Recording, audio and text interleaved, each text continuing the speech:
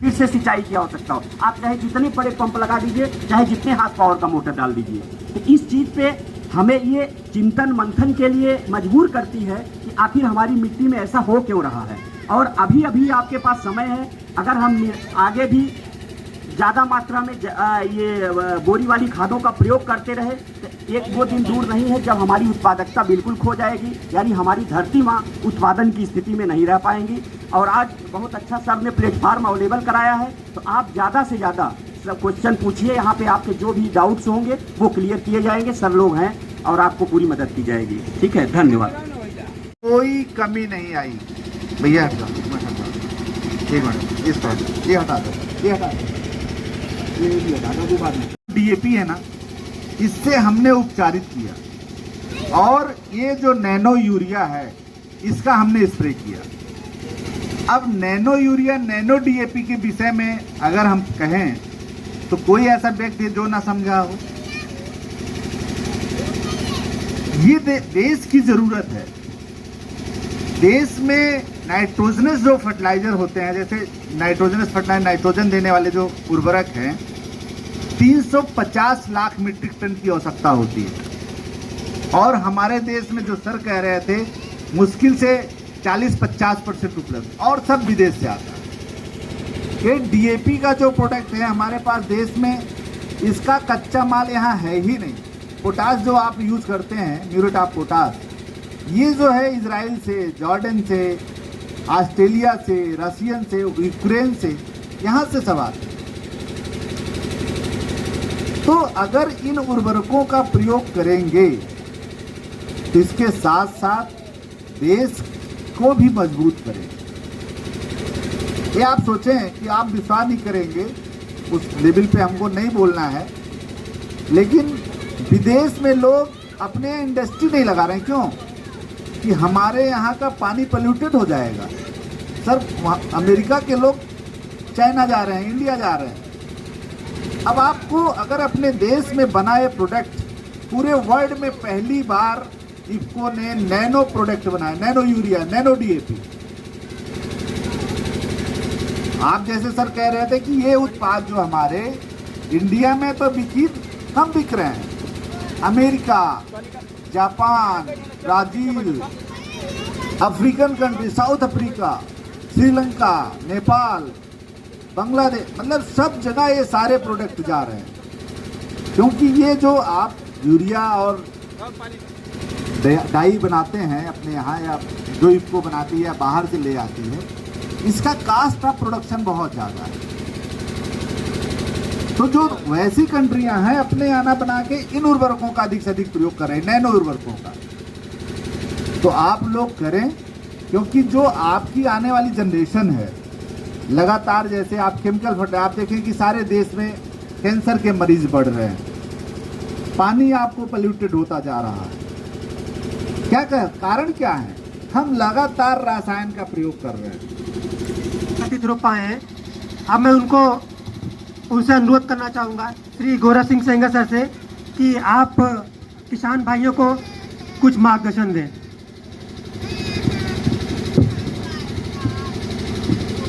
एक मिनट, आप लोग बीच में से जगह खाली करिए। पहले तो सबको देखना बहुत ज़रूरी है। ये कैमरा वैमरा सब पीछे, तो मेरे से बड़े हैं, बुजुर्ग हैं, तो सबको सादर प्रणाम।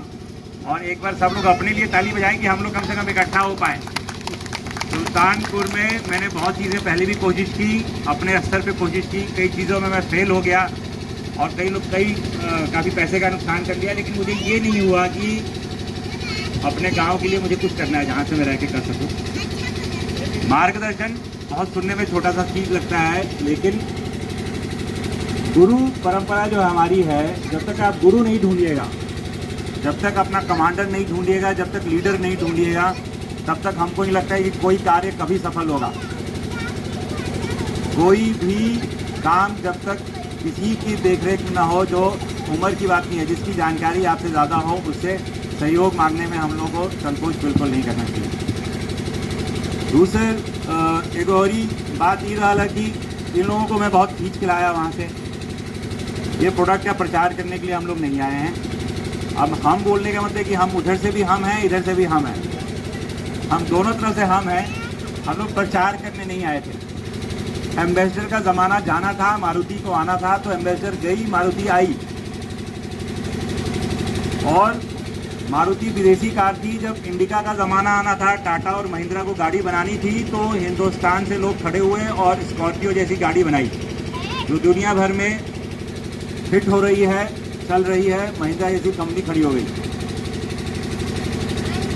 जब एक समय था गोबर का खाद इस्तेमाल होता था, उसको जाना था, हमारी जनसंख्या बढ़ रही थी, यूरिया को आना था, यूरिया आया।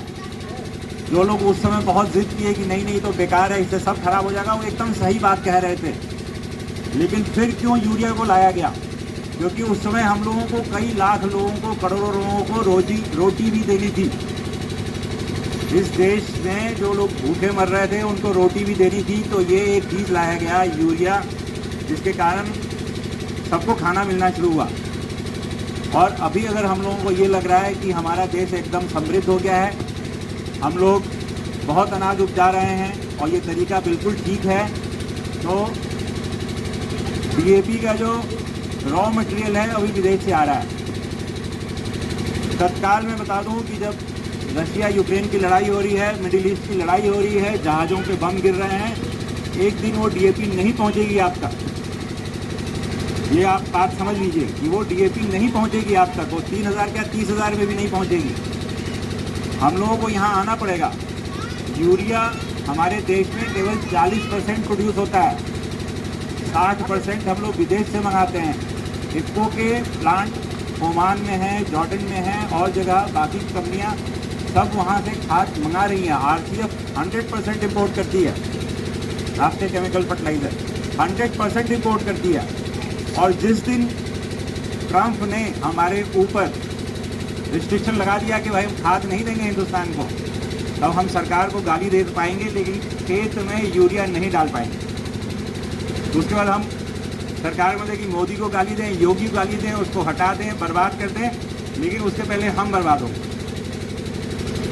ये बहुत ही समझने वाली बात है। बहुत सी मन में भ्रांति है कि इससे लागत बढ़ जा रहा है।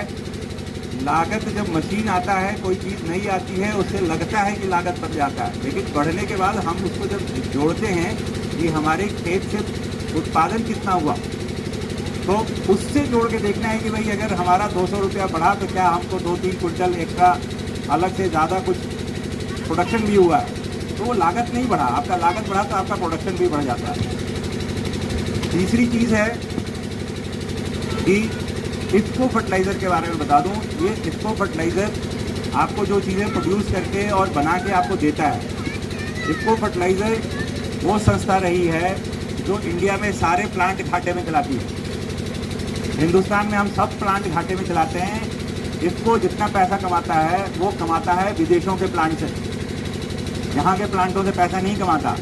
यही प्रोडक्ट जो सरकार आपको सब्सिडी दे रही है वो दे रही है, उसके बावजूद इसको इतना मेहनत कर रहा है कि आपको जो चीज़ मिले वो क्वालिटी की मिले। 5 अप्रैल को इफ़को ने एक नया प्लांट शुरू किया है जहाँ पे अब बीज के ऊपर रिसर्च करेगी वो। अब वो बीज के ऊपर रिसर्च करेगी और बीज भी आपको ला के देगी। हम जितनी चीज़ें लेके आ रहे हैं, हम मतलब कि जो इंडिया में चीज़ें बन रही हैं, बहुत चीज़ें विदेशों से कॉपी होके आती हैं। अंग्रेज़ पहले बनाते हैं, हम बाद में बनाते हैं। ये नैनो का प्रोडक्ट ऐसा है जो हमने बनाया है। इस बात पे हमें गर्व होना चाहिए क्योंकि हमारे घर का उत्पादन नहीं है और इसका जितना प्रॉफिट इसको कमा रहा है नैनो पैदा करके, वो सब विदेशों से प्रॉफिट कमा रहा है, आपसे नहीं कमा रहा। तो विदेश वाले, अमेरिका, यूरोप वाले ये नैनो क्यों खरीद रहे हैं कि हम नहीं अपने खेतों में डाल पा रहे हैं? और ये सवाल बहुत ज़्यादा ज़रूरी है क्योंकि वहाँ से हम जब बादाम मंगा रहे हैं, काजू मंगा रहे हैं और बाकी चीज़ें मंगा रहे हैं, वो हमारा खाद यहाँ से उठल कि भाई इसका मतलब कि कहीं ना कहीं हम लोग का मास्टर कमज़ोर है, हमने के स्कूल ठीक नहीं थे और मास्टर हमने के पढ़ौलस ही है कि नैनो खराब है, वो मास्टर वे ठीक नहीं थे, इस प्रोडक्ट में कोई कमी नहीं है। तो हम क्या कहें कि हम मास्टर साहब को बहुत हाथ पैर जोड़े कि सर चलिए आप कम से कम एक बार बताइए। सर के पास बहुत काबिलियत, क्षमता अपने पास है और इनके पास संसाधन की कोई कमी नहीं है। कोशिश हम लोगों की ये है इस प्रोग्राम के बाद कि जितने लोग ग्रुप में जुड़ेंगे उतने लोगों से रिक्वेस्ट ये है कि आप अपने खेत का एक हिस्सा मतलब कि जगह लेके मंडा होके बीघा होके आप सब कोशिश करिए कि वो 1 बीघा या मंडा का खेत कोशिश करिए कि हम नैनो का फर्टिलाइज़र डालें, और उस नैनो को फर्टिलाइज़र जब हम डालते हैं तो दोनों फसल अगल बगल हो, ऐसे नहीं पता चलेगा। एक आदमी केवल यूरिया डाल दिया दानेदार और एक ने नैनो फर्टिलाइज़र डाल दिया तो पता नहीं चलेगा। तो हम जो वहाँ डिस्कशन हुआ, ये जो बोल रहे थे कि भाई मेरी चिंता थी, तो मैंने इसको बहुत ऊपर लेवल पे उठाया। तो उन्होंने इस बात को माना है कि आप किसानों को तैयार करिए, जिनका खेत है उनको तैयार करिए, हमको छोटा छोटा टुकड़ा दें, वो लोग एक्सपेरिमेंट करें, पूरा खेत ना लें। प्रोडक्शन अगर कहते हैं कि यूरिया से कम होता है, तो हम नहीं कहते हैं कि बीघा में अगर 6 बोरा हो रहा है तो घट के 0, 2 बोरा है 1 बोरा रह जाएगा, ऐसा नहीं होगा। 6 बोरा हो रहा है तो 5.5 हो जाएगा, 5 हो जाएगा, यही इतना ही डर है ना। अरे इससे ज़्यादा डर तो नहीं है कि एकदम ही खेती साफ हो जाएगा, कुछ नहीं निकलेगा, इतना तो डर नहीं है नैनो यूरिया इस्तेमाल करने में। कम हो जाएगा, तो कितना कम हो जाएगा वो जब आप इस्तेमाल करेंगे सामने सामने, तो इतना खर्चा एक बार बहन करके देखिए, क्योंकि एम्बेसडर का ज़माना जा रहा है, मारुति का ज़माना आ रहा है, और यही खाद है जो हर जगह चलेगी। जिन लोगों को दिक्कत होती थी वो लोग पहले यूरिया छिड़कते रहे, लेकिन अब ये जो नैनो का फर्टिलाइज़र वो डालते हैं, तो ये इंडिया में बहुत स्टेट में बहुत जगहों में ये बहुत धड़ल्ले से इस्तेमाल हो रहा है। लोग 100% इस पर मूव कर गए हैं, भले कि अब इसी का इस्तेमाल कर रहे हैं। बलिया में हमनी के यहाँ कुल नहीं होता भी। अब इसका मतलब वही है, नालायक बच्चा बस्ता भारी, किताब कुल भर लेला पढ़े कोनो नहीं है। तो हम लोगों को यहाँ सब जो सर लोग बताए हैं, इसके बाद हम लोगों का एक गुजारिश है कि आप लोग अपने खेत का कोनो कोना छोड़ी जा, बोले कि वो किताब के पन्ना निकाली जाए कि आज साजी खाने पढ़ेगे वाह, बोले कि अगला जो फसल धान का बोना है उसका किताब निकाल लेना है कि भाई ये एरिया हम नैनो डाल के देखेंगे, और जब नैनो डाल के देखेंगे जिस तरह से बताया गया उस तरह से देखेंगे तो कितना फ़र्क पड़ रहा है। अगर ख़राब होगा तो वापस चले जाएंगे अपने दानेदार यूरिया पे, और अच्छा होगा तो हम इसको अपनाएंगे। इसीलिए हम कहे कि हम इन लोग इसको बेचने नहीं आए थे, क्योंकि ये बिक बहुत रहा है। जिसको का 3000 करोड़ का जो हर सालाना प्रॉफिट है, वो यही सब प्रोडक्ट दे रहा है, यही सब प्रोडक्ट 3000 करोड़ से मुनाफा दे रहा है, और आपको जो पहुंच रहा है आप तक वो यही सब प्रोडक्ट है। ये कुछ बातें ये थी, बस अब मैं नैनो फर्टिलाइज़र के बारे में 2-3 चीज़ें कह दूँ जो मैं समझता हूँ और मुझे लगेगा कि हम आप लोगों को समझा पाएंगे। इसमें यूरिया लिखा हुआ है, लेकिन ये वो वाला यूरिया नहीं है जो यूरिया आप भेज रहे हैं अंदर। जो खेत में हम लोग दानेदार यूरिया डाल रहे हैं, दोनों में यूरिया लिखा हुआ है, तो हम लोग लगता है कि दोनों यूरिया है। तो दोनों यूरिया है, मतलब कि दोनों को एक ही तरह से इस्तेमाल करना है। अब की तो वो बात हो गई कि अब उनके घरे पुआ बना था और कोनो चीनी के बजाय नमक डाल दिया लस।